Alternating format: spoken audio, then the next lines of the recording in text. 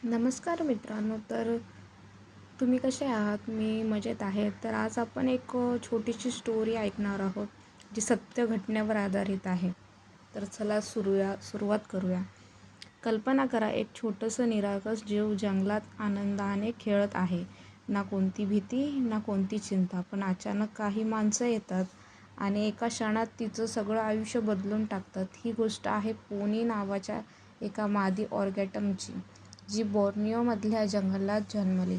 पण माणसाच्या चुकीच्या इच्छेमुळे तिला असा त्रास सहन करावा लागला, जो कोणत्याही जीवाला सहन करायला नको. तर आज आपण जाणून घेणार आहोत तिची ही वेदनादायक आणि सत्य कहाणी.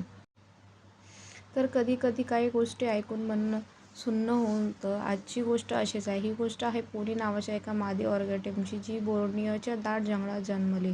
पण माणसाच्या एका विकृत इच्छेमुळे तिचं आयुष्य नरक बनलं. आज आपण जाणून घेणार आहोत पोनीसोबत नेमकं काय झालं आणि तिची सुटका कशी झाली.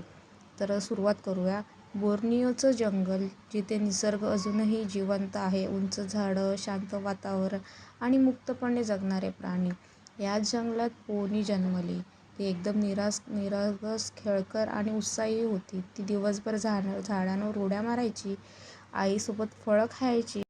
तिचं आयुष्य अगदी एका छोट्या मुलीसारखं होतं, निर्मळ आणि आनंदाने भरलेलं. पण एक दिवस सगळंच बदललं.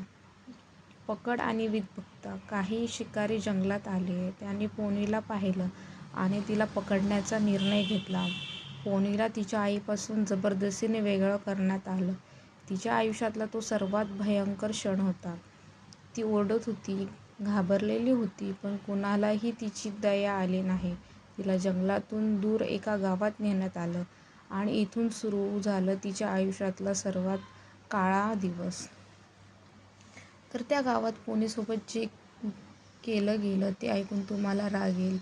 तिला मानवासारखं वागायला भार पाडलं गेलं.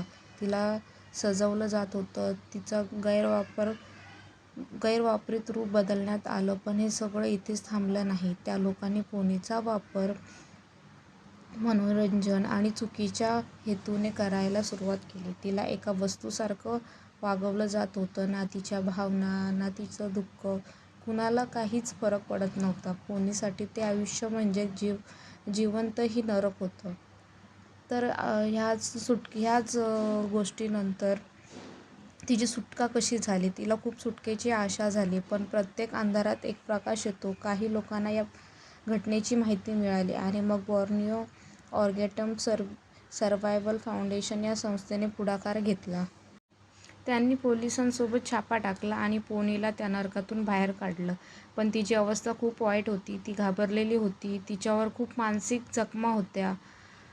पोनीला रिहॅबिलिटेशन सेंटरमध्ये नेण्यात आलं. पण तिच्यासाठी सर्वात मोठं आव्हान होतं पुन्हा प्राणी बनणं. कारण ती माणसासारखी वागायला लागली होती. तिला माणसासारखी सवय झाली होती. तिला पुन्हा शिकावं लागलं झाडांवर चढणं, स्वतःचं अन्न शोधणं. पण हळूहळू ती पुन्हा तिच्या नैसर्गिक आयुष्याकडे परत जाऊ लागली.